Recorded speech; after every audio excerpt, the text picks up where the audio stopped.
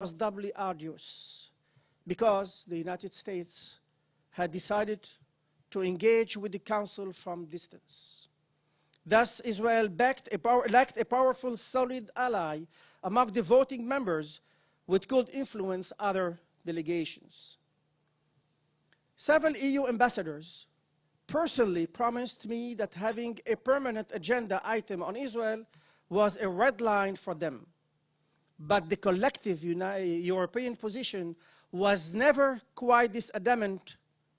Instead, their representatives spoke of their opposition to, and I quote, any agenda item which singles out a particular situation, end quote, not Israel. While this was certainly a welcome sentiment, it didn't rise to the level of uncompromising support that Israel needed. Much to Israel's dismay, when initial draft of the new Council agenda were circulated in early March of this year, there was an item devoted entirely to the question of the human rights violations in Palestine and the Arab territories. We redoubled our efforts, but the denouement came down to June 18 of this year, which I describe as the longest night of darkness. The morning of the 18th began ordinarily enough. The President banged the gavel to indicate the meeting was in session.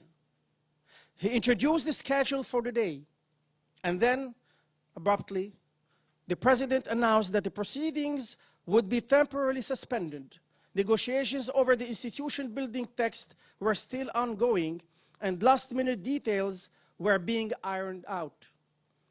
The next time we met again was 16 hours after the opening of the session, 5 minutes before midnight. The room was abuzz with conversation. It was rumored that Canada had received instructions to call for a vote.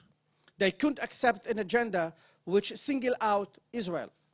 But the Human Rights Council President, the ALBA, was desperate to get a text which was adopted by consensus.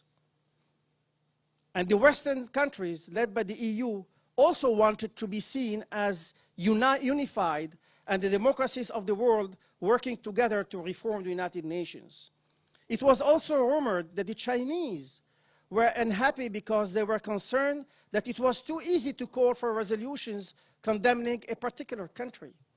Additionally, continued scrutiny of Cuba and Belarus' deplorable human rights records was conspicuously absent from the text, a development whom some European countries were very much opposed to. Behind the scenes, the diplomatic messages were being passed fast and furiously. I received word that some of the EU delegations, most notably Poland and the Czech Republic, were unhappy that the EU had not taken a stronger stance on the question of the agenda and were going to break the consensus and vote with Canada. These states spent the long afternoon under enormous diplomatic pressure, would take a principled stand of remain in the warm embrace of the EU consensus. By 6 o'clock in the evening on that night, new rumors were being circulated, and listen to that the text couldn't be adopted now because it was after official business hours, 6 o'clock in Geneva. That was it. It was over. A year's worth of sweat and tears down the drain. Alternatively, it was said that because the Council was an organ of the General Assembly here in New York and situated in this city, so everything was happening according to New York time, meaning there were still 6 hours to go until the end of the business day. In the absence of official word from the Secretariat, wild theories abounded.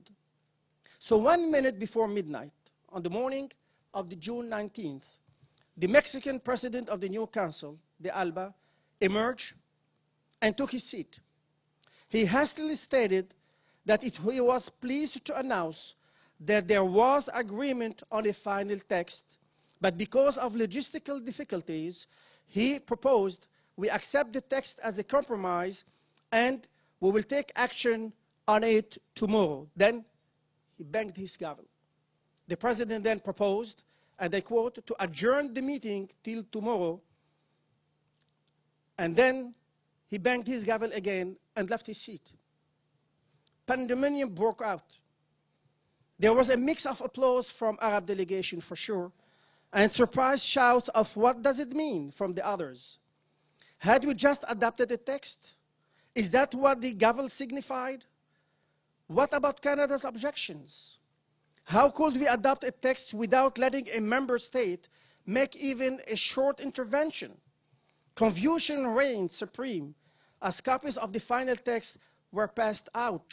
I was interested only in the agenda to discover if Israel was singling out. I read with deep disappointment the following item 7, quote, human rights situation in Palestine and other occupied territories, end quote. This was the first time I realized that les jeux sont faits, meaning that the game was over. Ladies and gentlemen, that night was a farce. It was immoral and unfair. I dare say it was illegal to close the debate in such a way.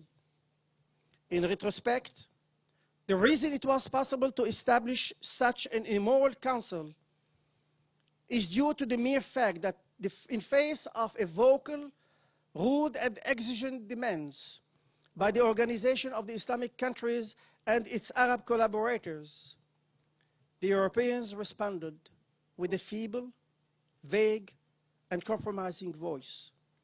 To the detriment of us and all of us, they have turned the other cheek to the Organization of the Islamic Countries. For me, that night, it was a cry for generations. Thank you for your attention.